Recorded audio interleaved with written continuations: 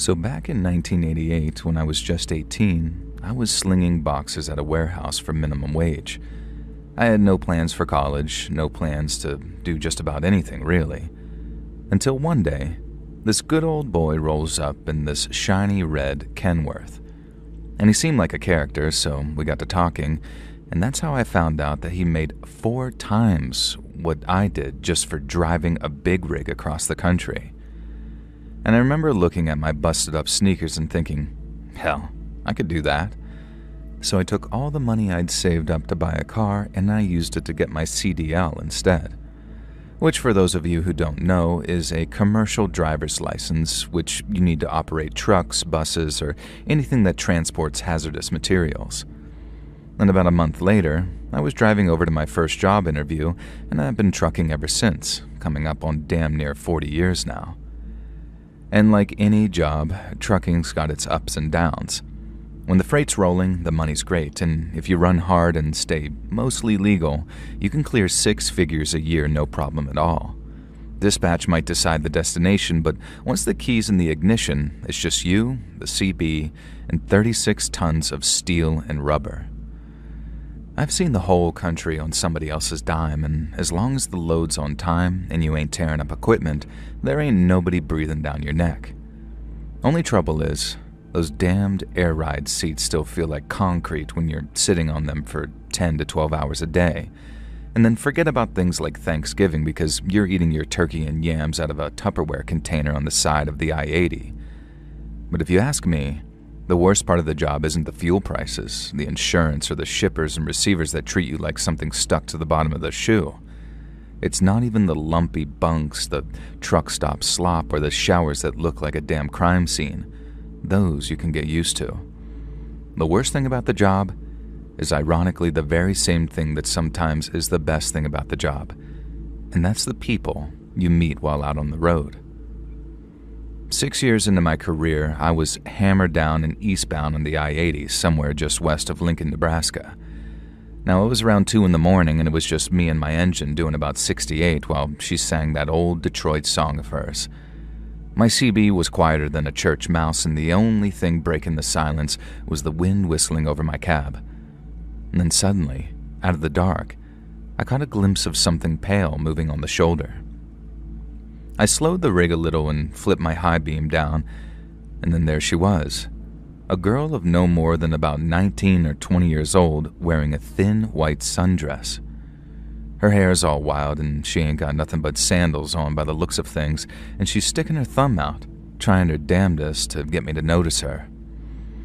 Now, I've heard every scary story from here to Reno about picking up hitchhikers.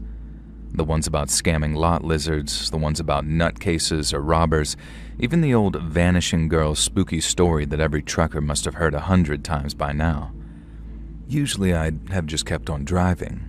Ain't my circus, ain't my monkey, as they say. But like I said, something about the way she looked had me easing that 389 Peterbilt over onto the shoulder. And I set the parking brakes, hopped out of my cab, and then started walking back slow so I didn't spook her. And when I was close enough, I called out to her, asking if she wanted to ride. And she just nodded, and then came bounding down the shoulder toward me. Now up close, the backpack that she was wearing made her look even younger. I noticed the mascara streaks down her cheeks and the little bruises on her arms like somebody grabbed her a little too hard. And when she got close, she thanked me with a very shaky voice and then walked around the passenger side and helped herself into the cab. Now, after I got us rolling again, the girl stayed silent in the passenger seat for maybe 10 to 15 minutes. I told her that whatever ran her out there in the middle of the night was none of my business. But whatever it was, she didn't have to worry about it in the cab of my truck. She told me her name was Riley and thanked me for giving her a ride. I told her it was no problem, that I'd like to think someone would do the same if that was my daughter out there at the side of the highway. When she told me I sounded like a good dad, but that she never got to know hers, I just apologized. I didn't ask any questions, I just said the world can be a cruel place for good folks, and I was sorry her old man wasn't around for her to know. Now, I didn't know what kind of reaction I was expecting, but I sure as heck didn't expect the girl to laugh. But that's what she did. She suddenly let out this loud burst of hyena's laughter at what was supposed to be a heartfelt consolation. She'd been so quiet that the sudden outburst kind of shocked me a little, and then I stayed shocked when she told me her father was just a sperm donor, her words, not mine, and that he'd done her a favor staying out of her life. Now, I'm no shrinking violet, so I'll admit to letting out a bit of a laugh of my own upon hearing that donor line of hers. I figured that in a get tough or die sort of world, this young lady had simply gotten tough. But there was more to it than that, much more to it. I tried to change the subject away from family and ended up asking her where she was headed and if she was in school. She gave cagey answers to both and then decided to ask some questions of her own. Now, I was open and honest with her, told her where I was headed and what I was hauling.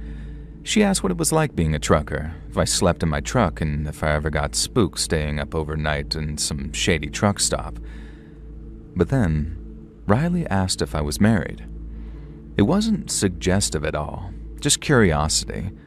But once again, I told her the truth and said that I'd been divorced for coming up on 5 years by that point. I put it down to how young she was, having not learned all her social graces yet. But she did not avoid the topic. Instead, she asked, "Did you love her?" And I nodded but stayed quiet, a hint that it wasn't exactly my favorite topic for small talk, and that's when Riley asked, "Did you hit her?" Now, put it down to some fatherly instinct, but my reaction as that little doozy of a question was way different than if a grown man had asked me that question. I didn't yell, I just simply told her no, and then figured the reason that she asked was because she'd seen her own father do the same thing. Riley replied that I didn't look like the type, and then there was a brief silence before she asked if I had any kids. I said yes, that I still considered myself a father, but the daughter that I shared with my ex-wife passed on about 10 years before when she was just 18. Now, I figured Riley wouldn't exactly treat the subject delicately, but I also figured maybe that was just her way. And so when she asked me, "Did you touch her?" I almost slammed on the brakes. I said I wasn't sure where she'd come from or what her story was, and neither was it any of my business, but I also advised her that questions like that, especially when asked of perfect strangers, would only invite trouble on herself. And her face turned very sad, and then she stayed quiet for a minute, almost like a scolded little girl. And I felt really uneasy, but more at the question of what in the Sam hell happened to this girl that made her so comfortable asking questions like that. Now, I stayed quiet myself, letting that question bounce around my brain as the answers got scarier and scarier. And then finally, Riley spoke again. She turned her head and with this sort of sly look on her face said, "Come on, you never once found yourself looking at her? Felt your eyes wander?" I wouldn't say I exploded, and again it was pure paternal instinct which kept me from kicking her out of my cab, but from there on out, it was no more Mr. Nice Trucker. I asked her what in God's name was wrong with her, and told her that wasn't my kind of humor, and said if she made any more jokes like that, she'd be back on the side of the highway sticking her thumb out again. She didn't pull the scolded little girl act again. Instead, she let out another one of those hyena laughs before sighing like it was the funniest thing in the world. She told me to lighten up, that she was just kidding, and she was sadly wrong to think a road-hard trucker like me could take a goddamn joke. I told her I could take them just fine, but there were some things you just didn't joke about, and she'd do well to learn that before she pissed me off. Now, I thought that might at least silence her for a while, but instead, Riley started asking me stuff like, "Oh yeah? What's wrong, trucker? Gonna do me, huh?"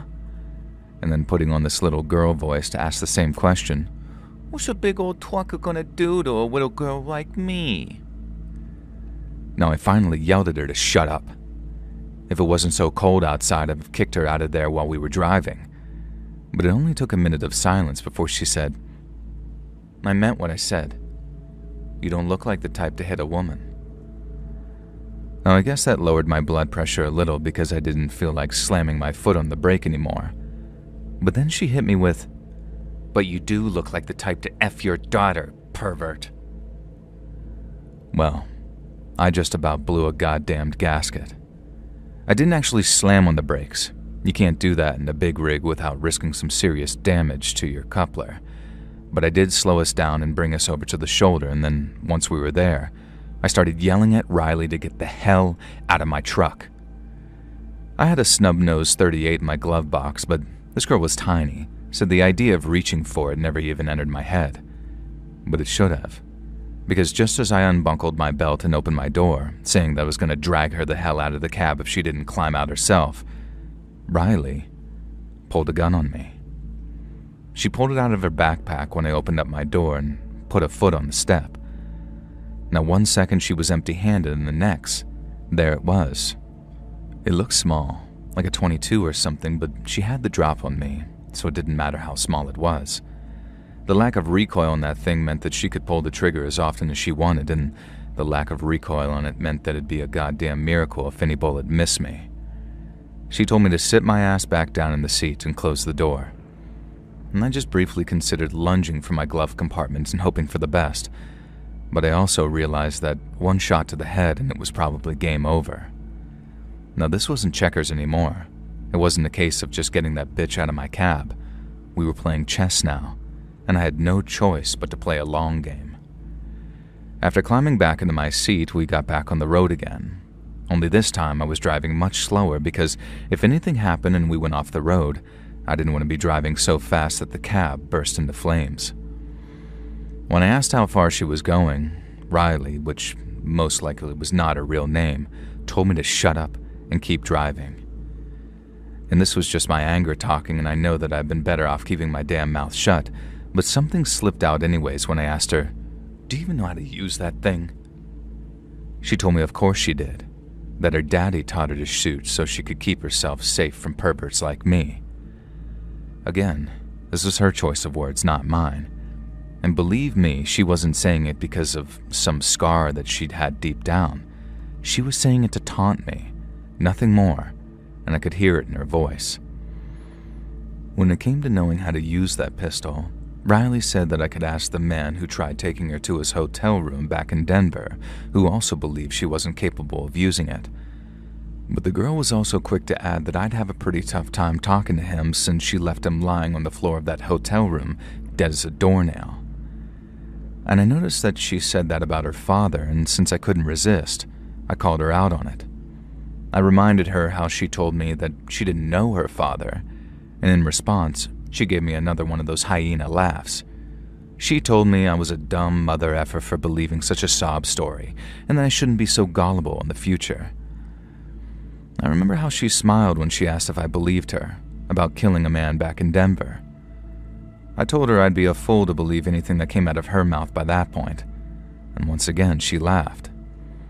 She said she figured I might say something like that, so she brought something along with her from Denver to prove she wasn't lying.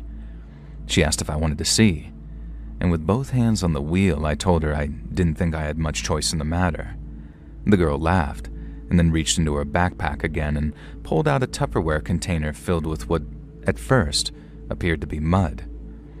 And when she cracked the lid and the smell hit my nose, I knew it wasn't mud.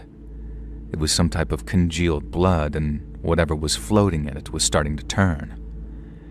At first, when the girl told me to look at what was inside, I ignored her and kept my eyes on the road. But this only made her angry. She pointed the gun at arm's length, dramatically like, so I could see it clearly, and then she said that she didn't give a good goddamn if it made us crash, because she'd scramble my brains if I didn't do as I was told, and look. Now, I can't express how certain I was when she said that she was serious. I mean, this girl sounded unhinged, truly unhinged, like her sanity was holding on by just a few thin threads. I've had a gun pointed at me maybe a half dozen times in my life, but I only twice truly believed that the person would pull the trigger. Once, I was being robbed by a meth head that I described as barely human, and the other time was in the cab of my truck with that girl, who wasn't named Riley. And so, since I believed wholeheartedly that she was crazy enough to risk her own life by shooting the driver of the big rig she was sitting in, I looked at what was in that container, and when I did, I almost puked. Floating in what looked like dark red jelly were two meatball-sized oval-shaped organs made of a much paler flesh. I knew what they were from the first second I looked at them, and as I stared at them for that brief moment, the smell of them turning hit my nose, and I almost lost my stomach there. I turned my eyes back to the road and kept one hand on the wheel, but I had to cover my mouth and nose with the other as I gagged to keep myself from throwing up. The girl thought that was the funniest thing she'd seen so far, and she cackled like a witch as I coughed and retched. She told me not to worry, because she cut them off of the guy in Denver after he was dead, and not before, so I wouldn't have to worry too much when it happened to me, too. And that was the most terrified I'd ever been in my life, without a shadow of a doubt, and I'm not ashamed to admit it either. I knew that the girl had lied to me once before, and just for kicks, but the evidence of what she'd done was right there in front of my face. At least, I thought it was, because when I asked Riley if those things in the container really were what I thought they were, she started laughing again. She said they were pig testicles, and I was a coward and an idiot for thinking that they were anything else. I knew better than to say anything by that point, and I just kept on driving, and thankfully we didn't have to go much further before the girl demanded that I pull over at an upcoming truck stop. I did as she asked, watched as she pulled her gun closer to her chest so anyone outside couldn't see it, and then before she got out, she gave me some big speech about how she normally killed a man before leaving, so they wouldn't come after her once she got out. But in her mind, I was the exception. She said that she knew I wouldn't come after her, and that I wouldn't try to hurt her either. She figured I had a gun somewhere in the cab, and she was right, but she also knew that I wouldn't use it on a girl who reminded me of the daughter I'd lost. No matter how much I hated her, no matter how much I wanted to make her pay for being such a goddamn demon, she knew I wouldn't take away her chance to live, not without feeling like the same kind of evil that had taken my own daughter away. And the worst thing, she was right. Even after she climbed out of the cab and went walking off to find her next plaything, I couldn't bring myself to do anything but drive off, praying that she'd find her way and make a decent life for herself after, whatever it was that she'd endured. I only came out from under that spell once I was about 30 miles down the highway, and I decided the only thing to do was report her to the cops. I ended up stopping at a diner and calling in the whole thing to the local sheriff's department, and they gave me a reference number that I could use when calling them back in the future, but after calling maybe half a dozen times, I heard that there was never any progress and they didn't find the girl. I still hope she found a way to get better. I don't believe anyone is born evil, but a part of me thinks that if that girl pushed her luck a little too far one day, that she might not even be around anymore, let alone getting better.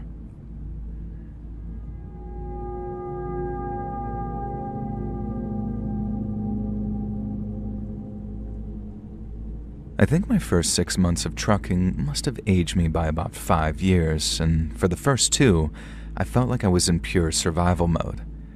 Everything I was taught in CDL school seemed like it was written by someone who sat behind a desk, not a wheel. And no matter how many pamphlets you read or video seminars you watch, nothing prepares you for backing up a 53-foot trailer in a truck stop fuel island at 2 a.m. and with 4 other drivers waiting behind you. I must have burned through 100 gallons of gas just practicing backing up in empty lots, ideally at night too, when nobody could see me sweat. And although I've obviously gotten better over the years, I still get tight in the chest whenever I see a truck parking in rear on a receiver that looks a little too tight. Needless to say, the learning curve was brutal. And in my 3rd week, I forgot to crank my landing gear all the way up, which cost me a damaged trailer and an $800 deductible. And I also learned really quick that the whole 11-hour driving limit isn't a suggestion.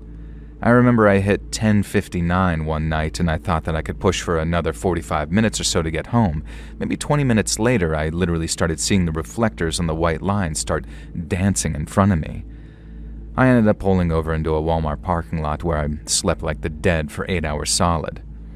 Long-haul trucking is 20% learning to drive the truck and 80% learning how to live in it. It was a real grind, and then for around 4 or 5 months in, things started to click. I got my sleep schedule down with a 5-hour split and a 6-hour bunk nap that actually worked for me. And then after a while, things like chaining up in the snow or dealing with four-wheelers who think the left lane is their own birthright started to become second nature to me. It was humbling, exhausting, but honestly kind of addicting once I realized that I was actually getting good at something that scared the hell out of you in week 1. And I remember being on one particular run and thinking to myself, yeah, this is the life for me. But it wasn't all sunshines and rainbows, and back in those early days, I made a couple of seriously grave mistakes, and one of them almost cost me my life. And so one morning I'm cruising through Oregon just after crossing the Idaho state line on the 84, and it's one of those gray Pacific Northwest days. I'm in the middle of nowhere, and it's me, my radio, and a flask full of Go Juice. It's all quiet on either side of me, and then suddenly, I see a truck of some kind zooming up the highway behind me. Now, as it got closer, I realized that it was a blacked-out Chevy pickup with tinted windows and no markings, and it was flying up my driver's side so fast that I might as well have been parked. Now, I remember thinking, who the hell is this asshole? But no sooner had that question entered my head, my rear view lit up like the 4th of July. The driver of the black Chevy had placed a set of red and blue LEDs on the top of his truck, and the moment I saw them, my heart jumped straight up into my throat. Unmarked units freak me out, man, and they still do. So as those lights are strobing so hard it looks like a damn rave was popping off in my mirrors, I flicked on my four-ways and then slowed as I tried to find a spot that isn't a 6-inch shoulder with a guardrail. After my tires hit the rumble strips, I threw on the parking brakes and then sat there with my hands at 10 and 2 like I was taught. You don't reach for crap when you're getting pulled over in a rig because cops do not like that height difference. Anyway, the truck's driver hops out and he's wearing a full tactical vest and pistol belt. He's got no state police hat, just a badge attached to the same belt as his holster, but I couldn't make out any details on it. And as he came walking up to my driver's side like he owned the highway, I was running every possible thing I could have done wrong in my head. Be it my logbook, my lights, my plates, my overweight, or my IFTA sticker. I rolled my window down slow as the guy got closer, and then stopped, and peeked around my cab for a second before he spoke like he was looking for Escobar hiding in my bunk. I wished him a good evening, even called him officer, and then when he asked for my license, registration, logbook, and medical card, I handed them over. Now, I waited a couple of seconds as he looked them over and then asked who he was with. And without even looking up at me, he just simply replied, "State," and then kept on looking over my stuff. Now, he looked for no more than maybe 10 to 20 seconds, but it felt like much longer. Now, meanwhile, I'm just sitting there with my hands at 10 and 2, hoping he's just going to tell me that I got a faulty taillight or something and then send me on my way. But then instead, he told me to step out of the cab because he wanted to see what was inside my trailer. Now, my stomach just about dropped straight through the frame rail when he said it, not because I was doing anything wrong, but because I was still so terrified of making a mistake and losing the respect of my boss and my fellow truck drivers. And after putting on my high-vis and climbing out of my cab, I walked around to the back with the guy in his black uniform, and he tells me to break the seal and open her up, both doors too, because he wants to, quote, see all the way up the nose. And all the words and terms he used, they made me think that he had a lot of experience, so even though I didn't recognize the badge on his belt and didn't have any name tags or an insignia on his shirt or vest, I just sort of went with it.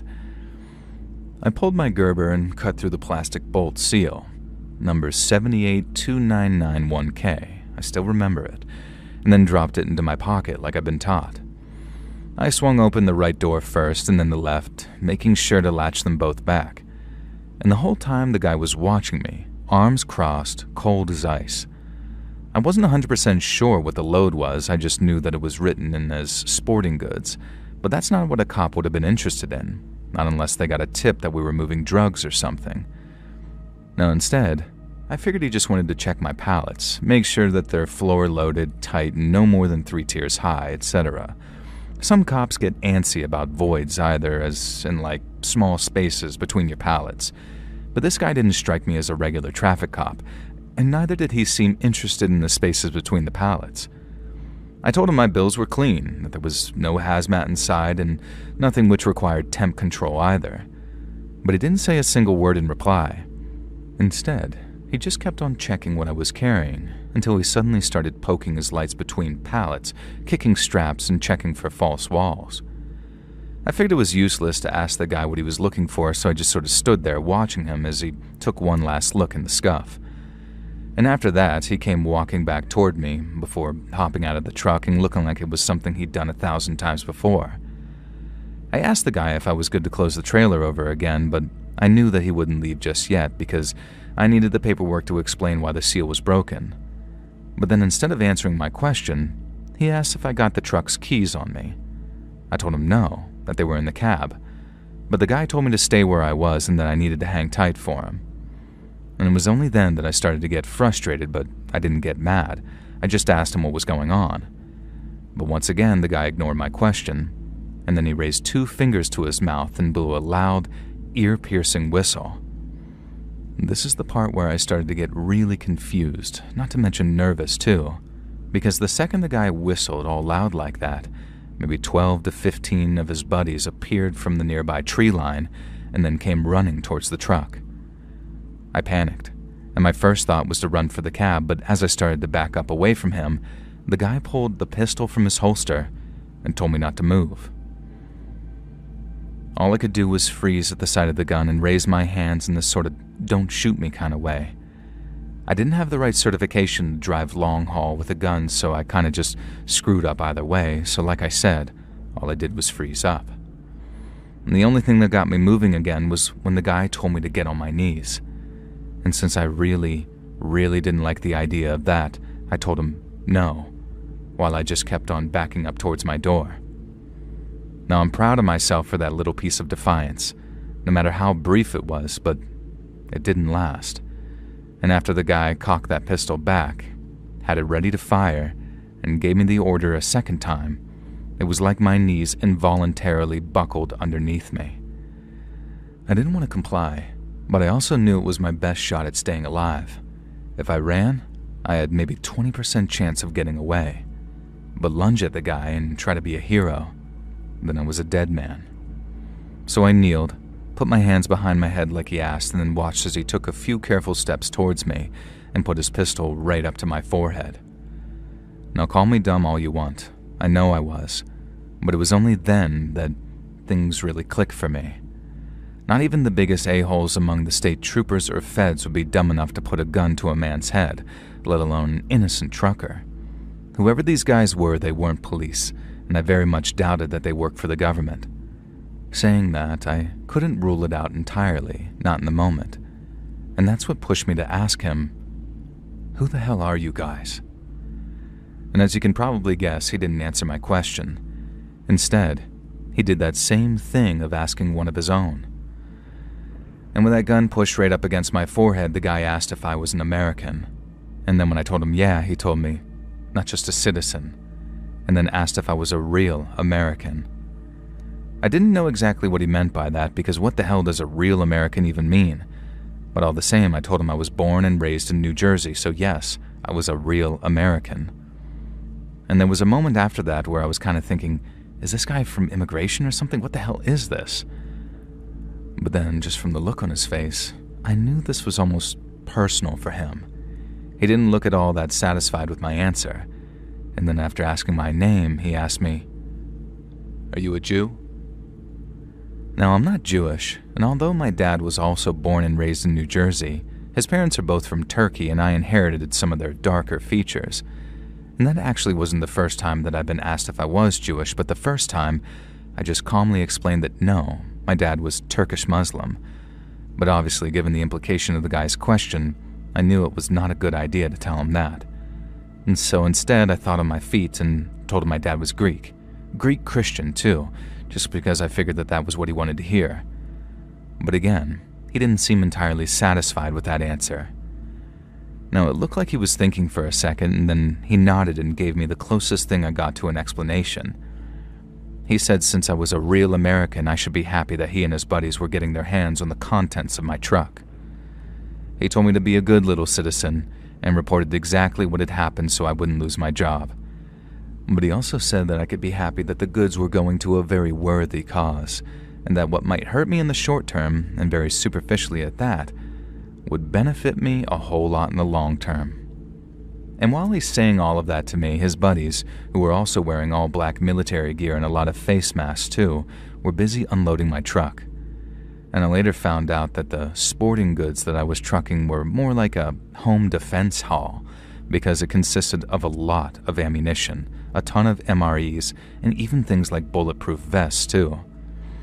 It wasn't all stuff like that.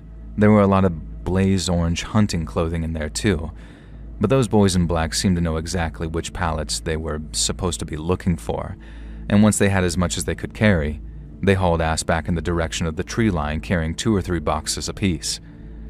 The guy in front of me, who was just wearing sunglasses and a baseball cap, kept that gun on me until all of his buddies were out of sight.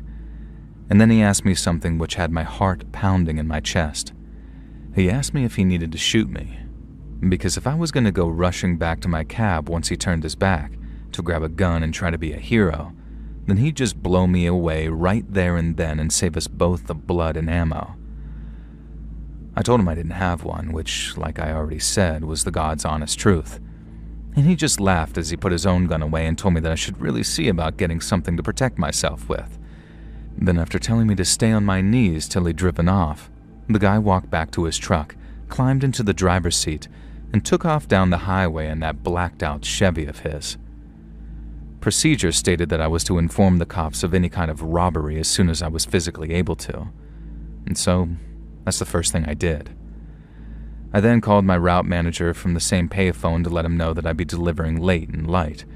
And he actually laughed as he told me that I was the first truck to be robbed in just over 20 years. The only one driving for our company, at least. I know he was only laughing because I was okay, and that only the trailer had been stolen, not the semi itself. Now, I'd be lying if I didn't feel a sort of rush from it too, having gone from thinking that I was going to die to smoking a cigarette at the side of the highway and making jokes with the cops photographing the open doors of my trailer. I was later told that the people who robbed me were most likely members of what the cops called the Silent Brotherhood, some militia-type group who were based in the Pacific Northwest. They went on to do a bunch of other stuff like that, robbing and killing, and I always felt very lucky that I got to walk away, and I didn't end up like that radio DJ guy that they ended up murdering just a couple of years later. I heard the FBI ended up bringing the Silent Brotherhood down, but I also know that there were many more militias out there. Maybe not all of them are the DJ murdering, trailer robbing kind, but just them existing is enough to give me the willies.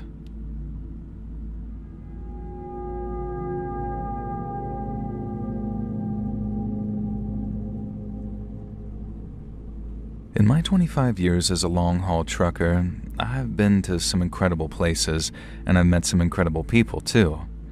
It never ceases to amaze me how kind, compassionate, and downright wholesome folks can be to one another and to me.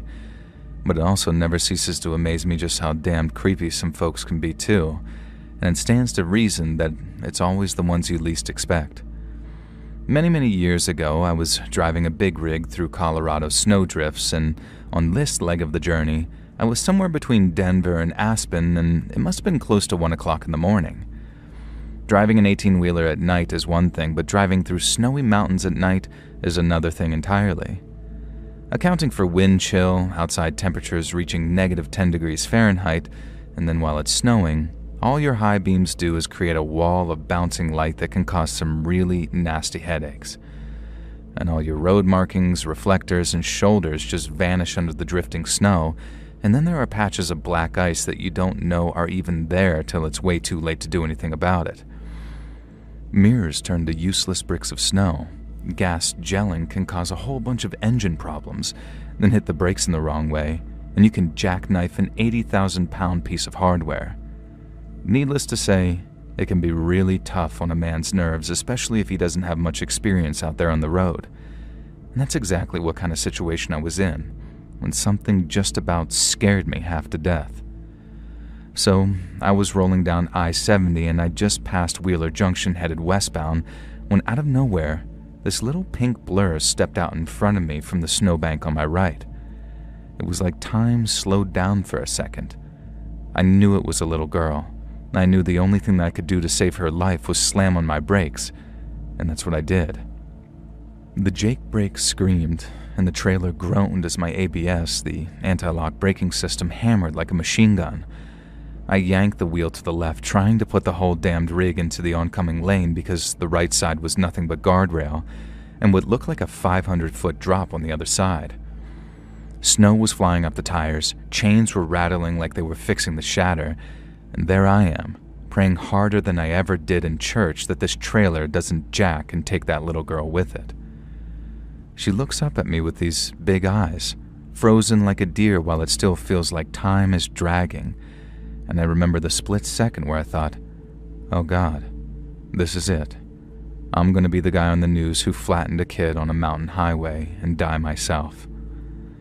And the rig slowed, and somehow the good Lord gave me just enough room because I ended up missing the girl by no more than the width of a Bible, I'd say.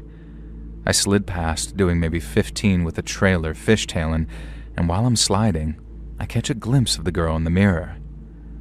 She just stood there, having not moved a muscle while the snow swirlies danced around her.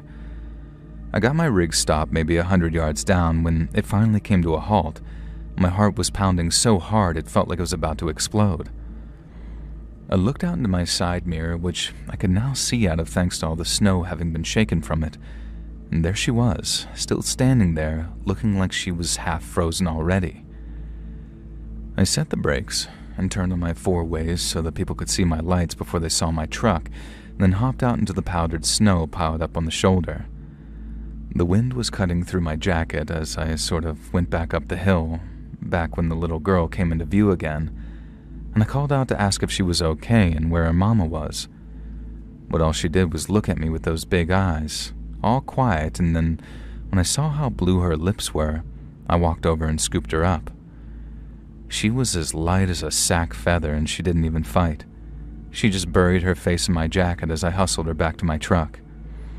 I climbed in, pulled the door shut, and then, after sitting her on the passenger seat, I cranked the heat to a Mexican wedding, as they say, and then grabbed my old Carhartt coat and wrapped her up like a burrito. She didn't talk for maybe a good 10 minutes. She just sat there, all bundled up with her teeth chattering so hard that I thought that she might hurt herself.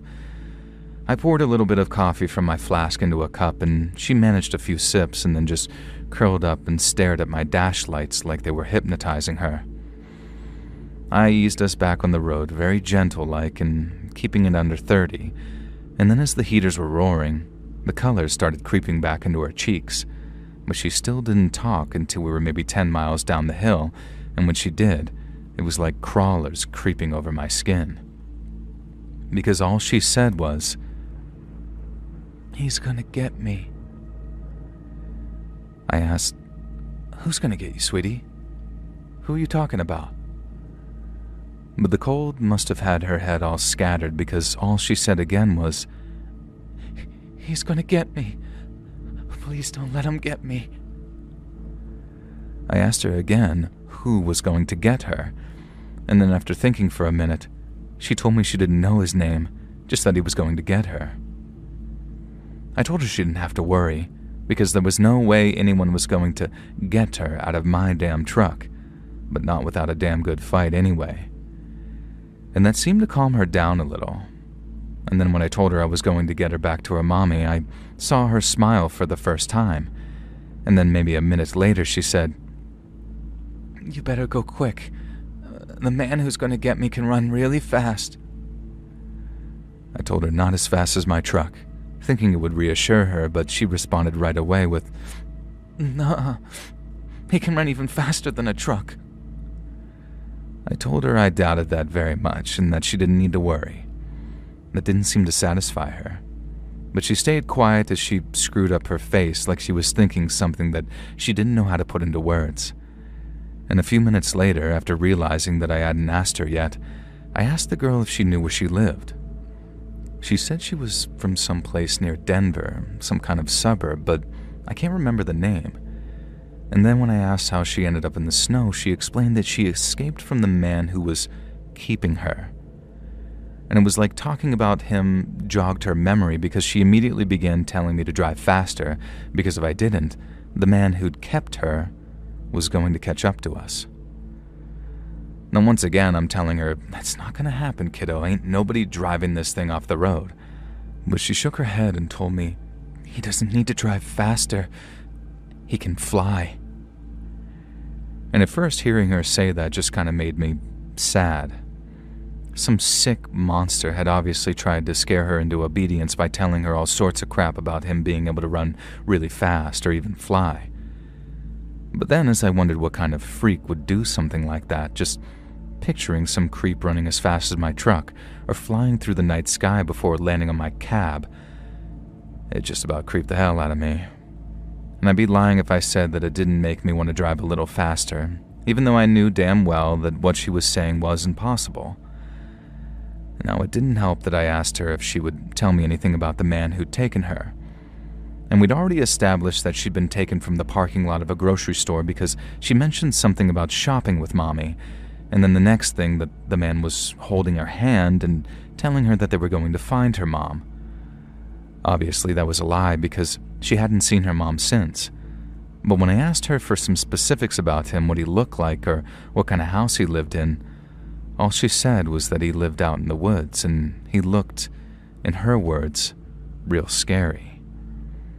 Now, I know it might sound dumb because this was a kid saying it in some scared little girl voice, but when she said he looked real scary, it sent an actual shudder through me. I guess it tapped into my own long-lost sense of childlike imagination, and I guess it figured that some freak who'd abduct a kid would be real scary looking, but just the thought alone scared me. I then asked the girl if she could tell me anything about where she was kept, and when she said no, that it was always dark and she could never see anything, I just figured I better stop asking. I was taking her to the cops, who'd no doubt ask her a ton of their own questions, and I doubted I was helping any by making her talk about it. But I also had this terrible fear that for some reason she might not survive till we got to the cops. My sister is a nurse, and the thing she told me about kids that really stresses her out is how they hang on and hang on and hang on, then bang, they just slip away on you real fast. The girl was talking, and she looked way better than she did out on the highway, but there was a part of me that thought, what if she doesn't make it? And not just because of the hypothermia that she might have suffered, but because the person chasing her might still have caught up with us at that point. And I knew well enough no man could fly, and that no one could run as fast as a truck either, but he could most likely drive, and if he wanted to keep his ass out of prison, he'd be on the road behind us looking for that girl. And that was my thought process at the time anyways, and as you can imagine, I was creeped the hell out on top of everything the girl had said. But no one caught up with us.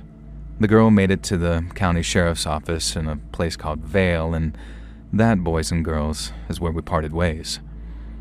Now, I still think about that little girl sometimes, though. She'll be a woman by now, maybe even with kids of her own, and while I have no doubt that she remembers the trucker who pulled her out of that snow and stopped her freezing to death, I hope to God that I get to meet her again one day, so I can find out why she was out there in the first place. Now, I didn't read anything in the local newspaper about it. No reporters came knocking on my door to take a statement, and no cops either, so I don't know if they ever caught that scary-looking guy.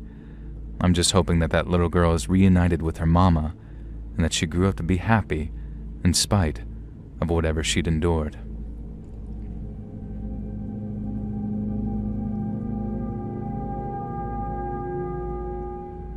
I used to work at this trucking company out in California.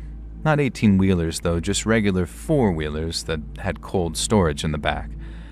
I worked there for 4 years, never once took a day off for any reason, and that was partly down to liking my own coworkers so much. Now, for the most part, the other drivers were a great bunch of guys. Management was another thing entirely, but all the guys down on my level were great workers, and I'm proud to still be able to call some of them friends. But then, about 5 or 6 months before I quit in protest, they hired a guy named Jerry. Jerry seemed like an okay guy at first. A little quiet, maybe, but he delivered on time and he didn't have any problems with anybody. But then came what I now consider my first clue to there being something off about Jerry, and That's when Tony tried showing him a picture of his niece. She just started elementary school, and Tony's getting all teary-eyed, saying look how fast they grow up, and passing around his phone to people to show them pictures of her. But when he tries showing Jerry just gives him this icy cold, no thank you, and then just carries on with his business.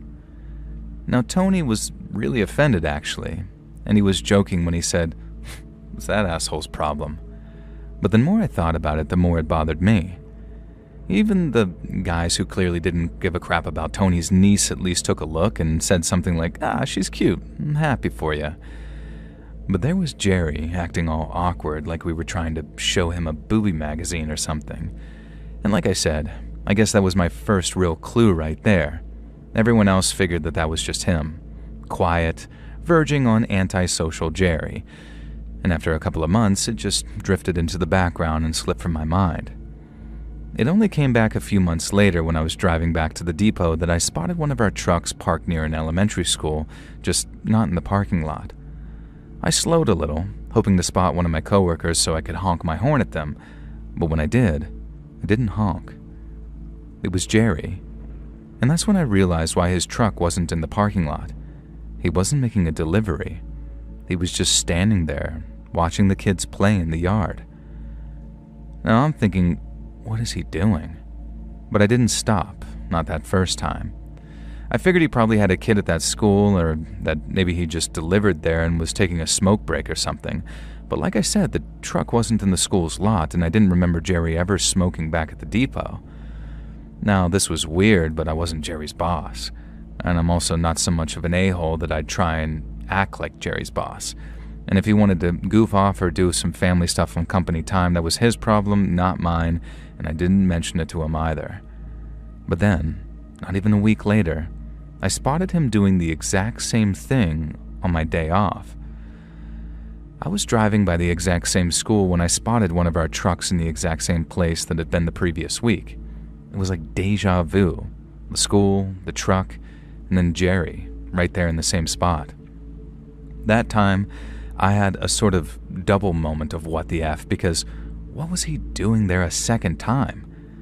But then as I slowed and watched him in my side mirror, I could have sworn that he was holding his phone up against his chest, in a way a person might do if they were secretly recording. Now, I guess I am kind of an a-hole to risk ruining a working relationship over a suspicion as weird as that. And if it turned out he was holding his phone, then whatever, I'm the a-hole. But if he was out there recording those kids, that was something that I wasn't going to tolerate. Now, I'll admit to feeling kind of crazy as I walked up to him because after parking my car and getting out, I didn't so much as walk up as sneak up. But then there he was, holding his phone maybe 6 inches from his chest, and its screen was all lit up with what was clearly a recording of the schoolyard in front of him. Now I said, "Jerry, what the hell are you doing, man?" And obviously, because he hadn't seen me, he just about jumped out of his skin before locking his phone and sliding it into his pocket. Now, he told me in that very quiet, weird voice of his, "Just taking a break, man." But I knew what I saw. And when I demanded that he show me his iPhone gallery there to prove that he hadn't been doing what I thought he was doing, he refused. Now, I was causing such a ruckus that some of the kids and one of the teachers started to pay attention to me yelling, and when Jerry realized that we had an audience now, he hopped back into his truck and just drove off with me still yelling at him.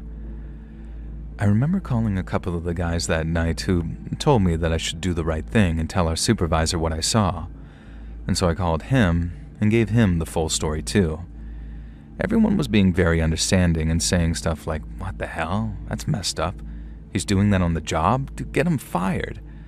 And the same was true with my supervisor, who said that he'd bring it up with management and work that slacking off on the job angle so they could actually fire the guy. My supervisor did have kind of a warning for me, though, like it wasn't all smooth sailing, because when he asked if I'd taken any pictures of Jerry and I said no, he said, "Dude, really would have helped if you did, but now it's just your word against his." Now, I figured that might be an issue, but like I said earlier, I put more than 3.5 years into that company, and I busted my butt every single day I was on the job, too. I figured that might count for something, but it didn't. and it didn't count for a goddamn thing. I had 3 days off and I spotted Jerry on the second one, so it wasn't until a day after that I was back at work again. Now, I figured I might even stroll in to see no sign of Jerry, with his locker having been emptied. But Jerry was still there, and I barely even clocked in before my supervisor said management wanted to talk to me. I knew it must have been about Jerry. There was nothing else that I was expecting it to be about, and I was right. But what I figured would be little more than a recap of my story turned out to be anything but. I was in there for like half an hour, and a lot of crap got said, but the gist of it was this. It wasn't Jerry that was in the wrong for taking pictures of kids. It was me, because I was harassing him. Okay, so management didn't exactly say that he wasn't in the wrong taking those pictures. They just didn't see it that way at all. Based on what they'd been told by Jerry, he had an interest in photography, and when I decided to violently accost him, he was standing nowhere near the elementary school in question, and neither was he facing it. Jerry claimed that I'd taken a dislike for him ever since he started, and what I was doing was nothing but an attempt to get him fired and force him out. I told management that was a lie and that me and all the other guys have been nothing but all right with him, and I also offered to get pictures of him doing his thing, just like my supervisor suggested I do, but they told me if I did, I'd be fired. Now, I say the meeting was with management, and it was more like between me and the HR guy that had been hired around the same time Jerry was. He was the one laying down the law and saying that I'd be fired if I carried on harassing Jerry, and he did it all while looking and talking at me like I was some brainless idiot. Now, I told him just because he had a college degree didn't mean that he could talk to me like that, at which point the big boss stepped in and told me to calm down. He was a good guy, so I did like he asked, but that didn't mean that I was going to take it. Since I was being treated like a nobody and management was sticking by HR and siding with that pervert Jerry, I quit that same day. I gave my 2 weeks, and I wasn't about to leave anyone in there, but I didn't want to have to work a single second more than I needed to at a company that had hired that goddamn chomo. And no one liked what was happening, but this HR guy was from corporate, and they could hire and fire just about anyone they wanted to, and often did. That meant that no one wanted to stick their head out above the clouds, so to speak. Now, I might have quit, but I kept in touch with the guys, and I've stayed friends with a few of them even all these years later. And that's why, maybe even 7 or 8 months later, I was one of the first people to hear when Jerry got arrested at work. He was a part of some FBI sting involving online child predators, as in like he thought he was talking to a 13-year-old girl when really it was some FBI agent in his 30s. And well, when I found that out, I drove straight over to that old job and almost got myself arrested when I demanded to talk to the HR guy that almost fired me for pointing out who Jerry really was. I know that was a jerk move, and I ended up apologizing to my old boss on the phone later that evening. Boy, was I fuming. And I'm actually glad that the HR guy wasn't there that day and that I didn't catch him going to his car, because I really would have ended up in jail for beating his ass. Now, the guy never showed up for work again either. My old buddy said that he quit the same day the cops showed up at work to arrest Jerry, and even though he left stuff on his desk and he didn't pick up his phone whenever they tried to call. I guess he figured that they were as mad as I was, and in one case they were. But all management wanted to do was return his stuff and do a brief exit interview over the phone, but still he didn't pick up. If there's 2 things that the whole thing taught me, it's this. Always trust your gut, and HR people are a pain in the goddamn neck. Hey friends, thanks for listening. Click that notification bell to be alerted of all future narrations. I release new videos every Monday and Thursday at 9 p.m. Eastern Time, and there are super fun live streams on Sundays and Wednesday nights. If you got a story, be sure to submit them over at my email, LetsReadSubmissions@gmail.com, and you might even hear your story featured in the next video.